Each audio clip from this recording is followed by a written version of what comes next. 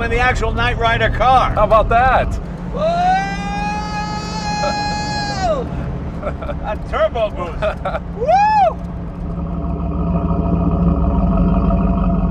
Welcome to the episode of Jay Leno's Garage. Today, a very special car, an iconic car, if you're a member of a certain generation. This is the actual car used in the TV show Knight Rider. Not a replica, not one that looks like it, the actual one. And there are people that just covet these cars. There's a whole club. It's unbelievable. I was a little old. I was in my 30s when Knight Rider started, so I would see it occasionally. But I think if you were, especially a young boy between 8 and 14 years old, oh my God, this was the car that did it for you. Well, those kids are growing up now. One of them's here today. Joe Huth. Joe, come on in, buddy. Good to see you. Hey, Jay. Congratulations. You're the owner of this vehicle, correct? Yes, I'm the owner. Okay, yes. And obviously you were a huge fan as a kid. Yeah, I've liked the show since I was 5 years old. Really? Yeah, I mean, so I was a little kid. Yeah. I mean, with the first time it came on, were you just transfixed? Did it grow over time? What was it? No, I mean, it was from the first time I saw it, you know, seeing an indestructible car that could talk, jump over things. Right. You know, it just captured my imagination. Yeah. And so you somehow managed to find one, or find the one. Well, I didn't do it alone. Right. Yeah, I have my partner in crime, my fellow Knight Rider historian, right. AJ Palmgren helped me as well. Is that AJ? Yeah, this AJ, is how AJ. are you, my friend? Jay, it's truly a pleasure. Good to see you Good guys. to see you. Thank you. And you live where? I live in Iowa. Oh, Des Moines, Iowa. Yes, okay, sir. Des Moines, Iowa. Yes. And you're? Pittsburgh, Pennsylvania. Pittsburgh, Pennsylvania. Yep. Okay. Okay. When this convention rolls into town, whoo-hoo, you know sparks are going to fly. We're here with a big Knight Rider convention. Yeah. And there is a Knight Rider convention, isn't there? There are several. Yes, every year down There have been several over the years. Yes. So it's not just the car; it's also the TV show. Now he's enamored with the car. Were you just the car, or was it the show? Well, I also was enamored with both the car and the show. Okay. I would have to confess, you know, a little bit more the car. Right. But certainly the story, the one man can make a difference, the hero. Yeah. But it was both the man and the machine. And Knight Rider is a true story, isn't it? It's based on an actual thing. So one man made it. That would be Michael Knight. That's right. He's the only man that made it. Now, The only. have either of you ever met David Hasselhoff? Yes, very briefly. He has, Oh. I have not. Yes, I've spoken with him all of 30 seconds over Okay. the course of probably 4 different meetings. So 10 seconds here, 10 seconds. Really? Yes. So just, hey, get out of here. There's that kind of, hey, get away. It's that guy again. Get him out of here. And he probably doesn't know as much about the shows as you do, correct? He definitely doesn't. No. I wouldn't want him to hear us say this because, I mean, you know, he was the star. He was on set filming every day. Sure. But I don't know that he would ever care to pay attention to the level of detail about what was done with some of the cars behind the scenes that we would. And we might have known, you know, at least 3/4 of that stuff at one point, but then forgot about it because it's not that important. Now, if you two had a trivia contest, who would win, do you think? Oh, boy. That's a tough one. We've never tried that. Oh, this We is should try frightening. that. Oh, Yeah, boy. No. Just to go through every episode, who was the guest star? And you know guest stars and everything, right? Yeah, for the most part, yeah. For the most part. Gina Davis, So Jason Bateman. we kind of look at this as kind of a team effort because I know about half of the stuff, Right. and he knows about half of the stuff, and then of course there's an overlap. So we kind of, if somebody's going to ask us hard questions, we kind of should both be here. We could combine our powers. Okay, I'm going to take a wild guess. Single man, are you? Yes, of course. I Wild guess guess, right, just a Jay? wild guess. I Wild don't know why I guess. thought that. But you're married. I am married. And your wife is very beautiful. Which Thank is- you. Thank you.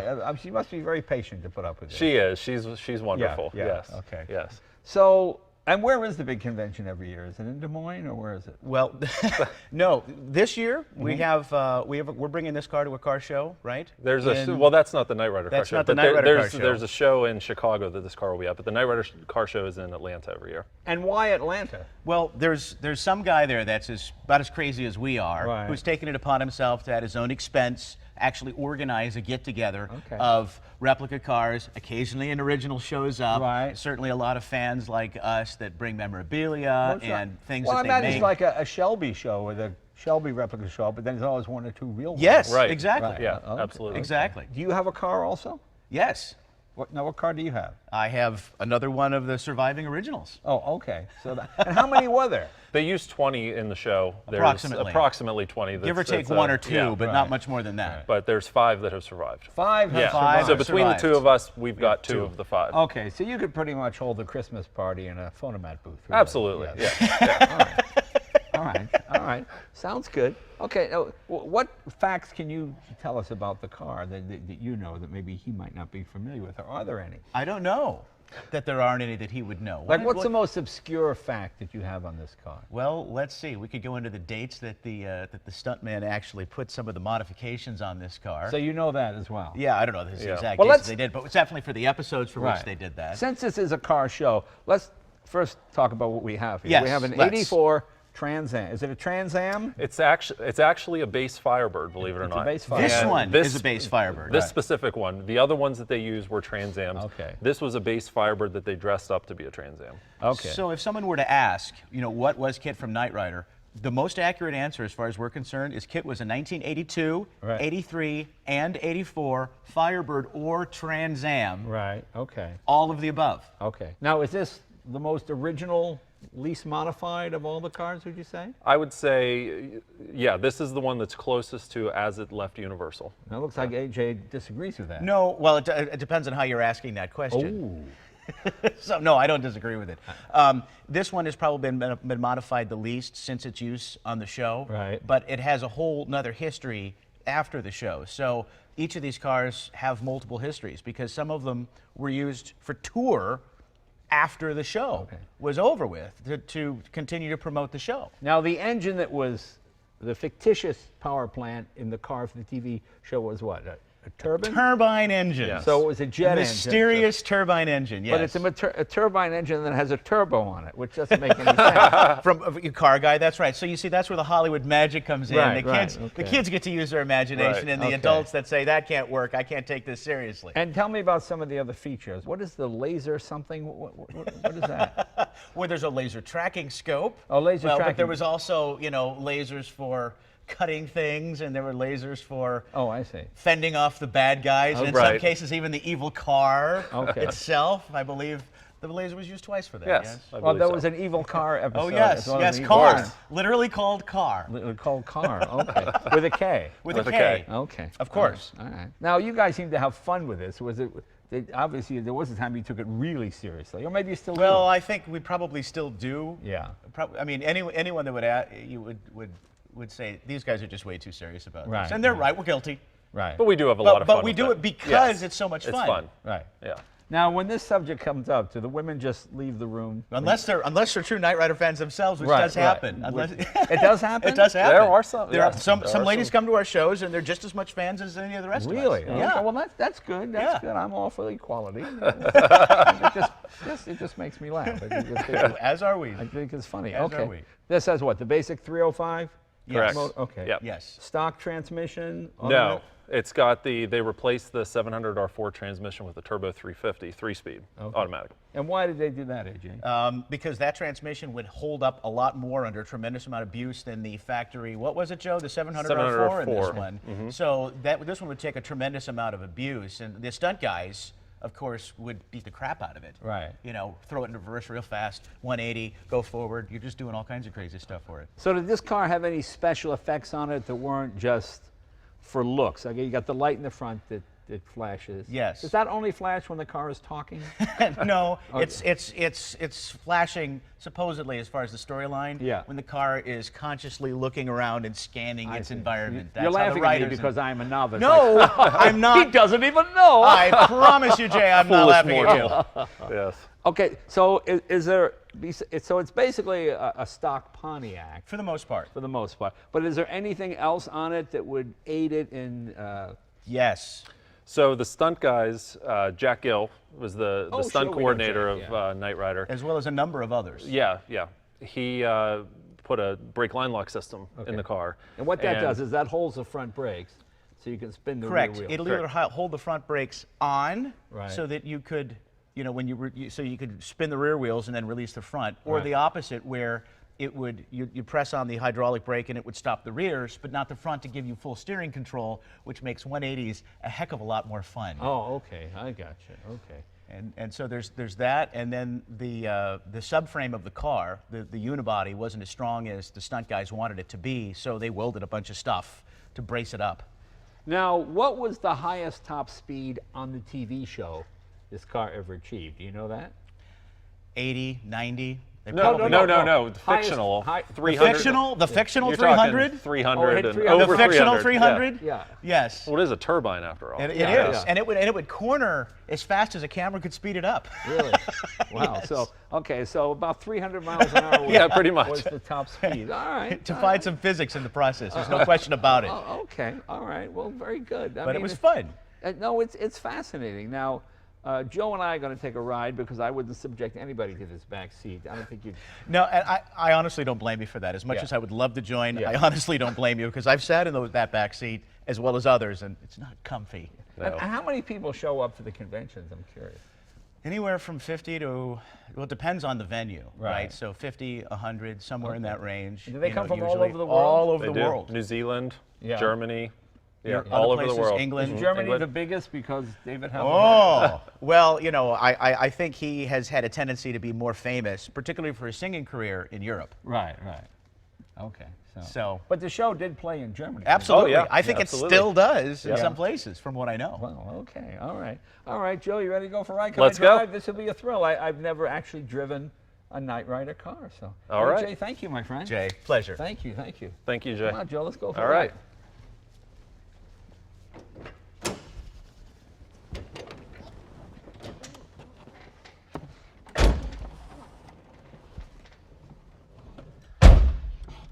Okay, before we start the car, let's turn on our gauges.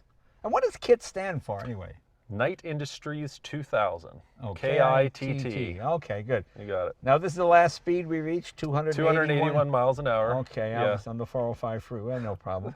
We have normal cruise, auto cruise, we have pursuit mode. Yeah, you've got a working compass on the far left-hand side. Oh, okay. Tells you what direction you're going. Yeah, well, you can get that in the car now. Oh, absolutely. My favorite is this. This is not even a flat screen. It's just an old TV set. It's an old 9-inch color TV. Yes, Wow. And it has a phone. Wow. it does. It's got a phone. It's Yeah. got you've got your oil slick. Right. And Oh, your oil smoke slick, release. Smoke release. Yeah, turbo boost. Turbo boost. Yes. Cool. There are so many gauges there. I know there's satellite communications, auxiliary. Yeah, oil pressure. You kind of have all the gauges. This is your tachometer. Well, your- I say let's get going. All right. We've got criminals to apprehend. All right, let's get this baby out of here. Wow, I'm in the actual Knight Rider car. How about that? Now tell me about the features here. There's an awful lot of things going on. You've got, of course, the artificial intelligence. Right, so which Kitt is- can which talk would to be you. me. Well, yes, of course. Turbo boost. Got ourselves an oil slick in case you want okay. to take out the. Well, that's James Bond. He had that It's stuff. James Bond. Yeah. And the ejector seat. The ejector seat. Yeah, don't eject me out, please. Now, those kind of been around for a while. And just the fact that there's a phone in your car. Can you imagine being able to make phone calls from your car? I know. It's unbelievable. It's very futuristic. Now, see, I had seen Knight Rider as a kid, but you're way younger than me. I was probably, God, I was in my 30s when that show was on the air. You were probably, what, 13 or something like that? Take about 10 years off of that. 3? I was born in 1981. That's the show hilarious. premiered in 1982. Wow. So I would catch it in reruns after it was and done. obviously you were transfixed by this car. I was. There was something about the car, doing all these fantastic stunts and never getting damaged, and it just struck a chord with me. I mean, tell me about the journey, about trying to find the car. I mean, you live in Pennsylvania, right? So I live in Pennsylvania. I've loved the show my entire life. Right. And in the early 2000s, I actually wrote a book on the show called Knight Rider Legacy. You wrote a book called Yeah, Knight Rider I did Legacy? write. It's a thick 400-page 400 pages? page book. I was in college at the time, and I went out and I got interviews with a lot of the cast and crew. Wow. And Did you ever meet David Hasselhoff? I've never met David Hasselhoff, and I couldn't even get an interview for the book with him. So, Wow. but it was always about the car more than the people. Right. But so I wrote this book, so that kind of got my name out there, and then. In 2004, the Universal Studios was releasing the box set, so they came out and they interviewed me. I'm on the bonus features for the box set. Wow. So, it kind of snowballed from there, and then in 2008, I got wind that this car, which had been sitting unused at Universal for about 15 years, was it was sent to a junkyard. Now, why do you think that was? I mean, here's a movie studio that understands a heritage. They put out a box set.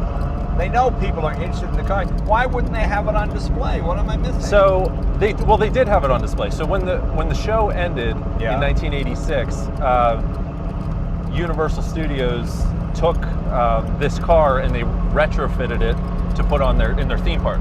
They had a display over the water, and because when this car was used on the series, it actually didn't have this full dash in it. It was it was actually a throwaway stunt car. Right. And it didn't have T-tops. It had a solid roof, and the studio put fake strips on the roof to make it look like T-tops for the drive-bys. Yeah. So when the show ended, Universal wanted to put a car up on their theme park display.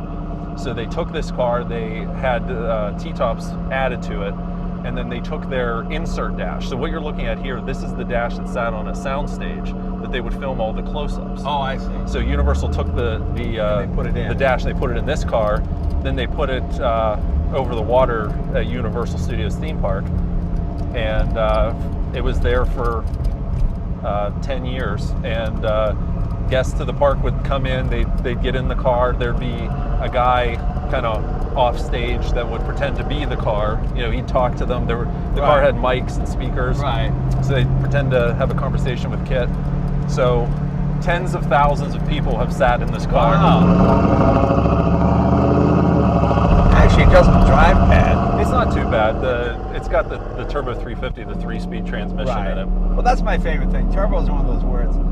Like when you buy your wife a hair dryer, it's usually like pink or white. Right. It says hair dryer. When you buy the male version, it's the same hair dryer, except it's black and it's got turbo hair dryer. Exactly. Yeah. Yes. So like, oh, super. I got a It's a turbo macho. here. It's a macho Right, word. exactly. But yeah, the car only has 500 original miles on it. Is that right? Yeah. They just they take it out to the film shoot. They do what they need to do. They load it back up on a car carrier, and that was it for the day. But there is no tougher life for a car than being a movie car. Oh my God, they get beat up. I'll tell you what, Jay, if you were to put this up on a rack and look underneath it, you'd see, you'd see welds, you'd see tears in the sheet metal, you'd see twists, rivets. The whole rear quarter of this car is body filler, pretty much. A friend of mine had a Citroen SM. Okay. And some movie studio wanted to borrow it, and they put him a good price, like $500 a day or $800 a day, whatever it was. And my friend said, if you damage it, you're gonna have to repair it. They said, oh yeah, we'll replace the damage. So to get a shot, the cameraman or somebody took a Sawzall and cut out a huge chunk of the dash and put it in. Yeah. And my friend, he goes, just send us a bill.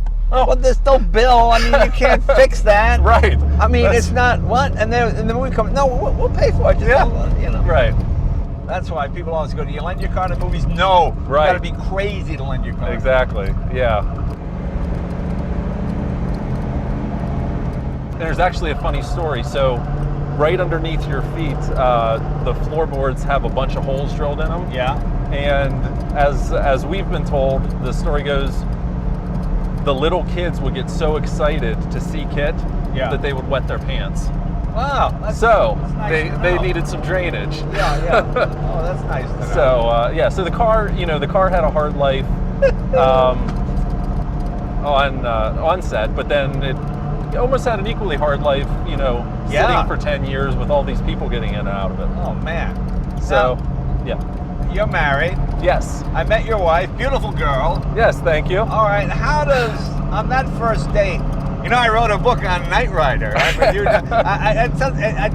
Does she share your passion, or does she just tolerate it? She is one of the most understanding people I know, and that's called tolerate. She tolerates it, yes. And I can't say that I broke that news to her on our first date, but we've been married 12 years now, so she's accepted it, I hope, at this point.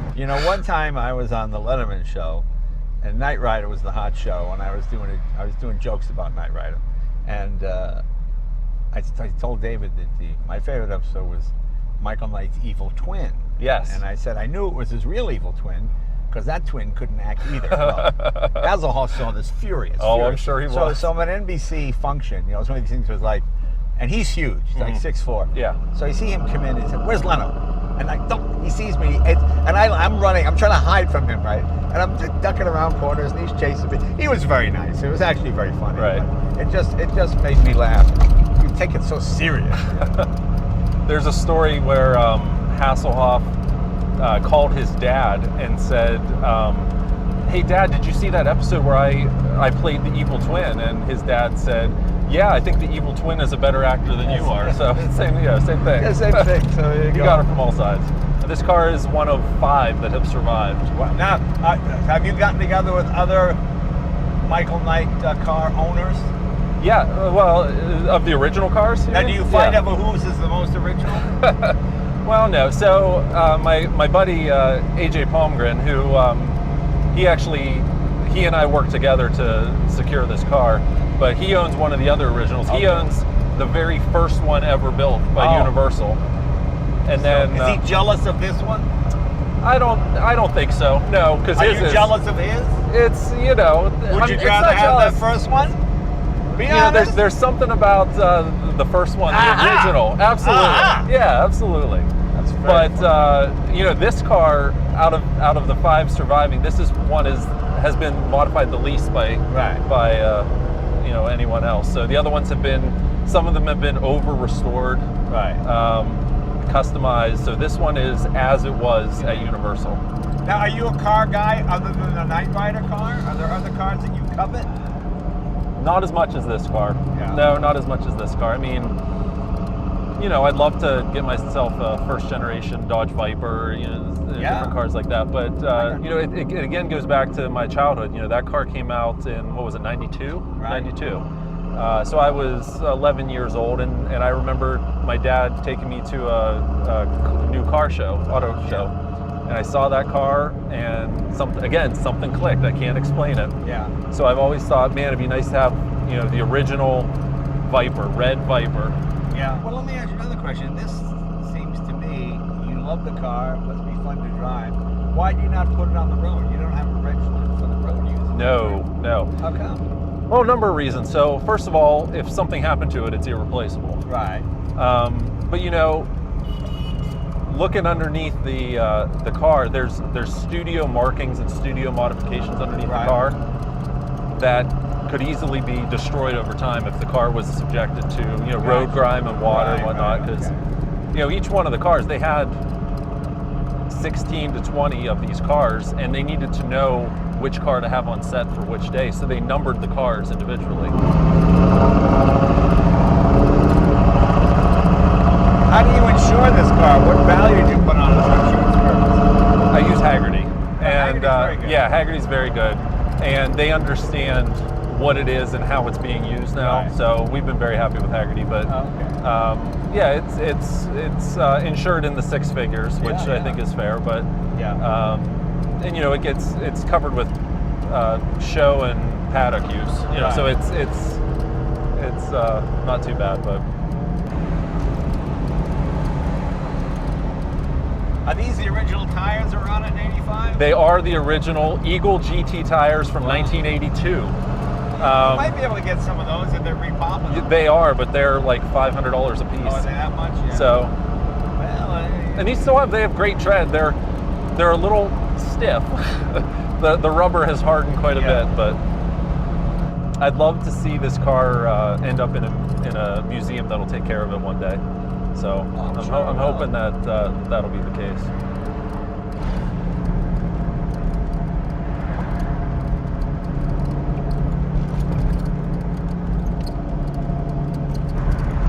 It drives nice, drives like a Trans Am. Yeah. One would Typical almost 80s think it was the stock Trans Am if you didn't know better. Whoa! A turbo boost. Woo!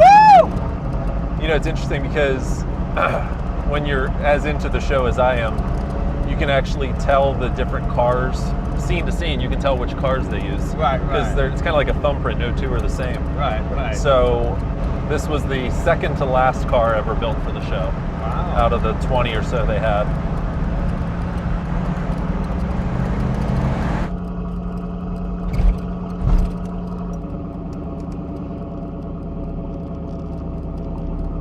Well, I want to thank Joe and AJ, I have learned more about Knight Rider than I ever wanted to know.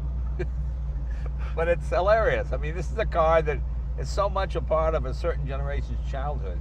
You know, I missed it. I was in my 30s when it was on, but I was still kind of interested in the car. But these guys, it's hilarious, and there's thousands of them, and it's just fun to kind of get a chance to drive a car like this that you'd seen on TV, and you thought, well, I'll never get to see that in person, and it shows up here at the garage, and meet the man who owns it. So, Joe, thank you very much. Thank you, Jay. Thank AJ for me. Well, I hope you learned something about the TV show. I certainly did, more than I wanted to know.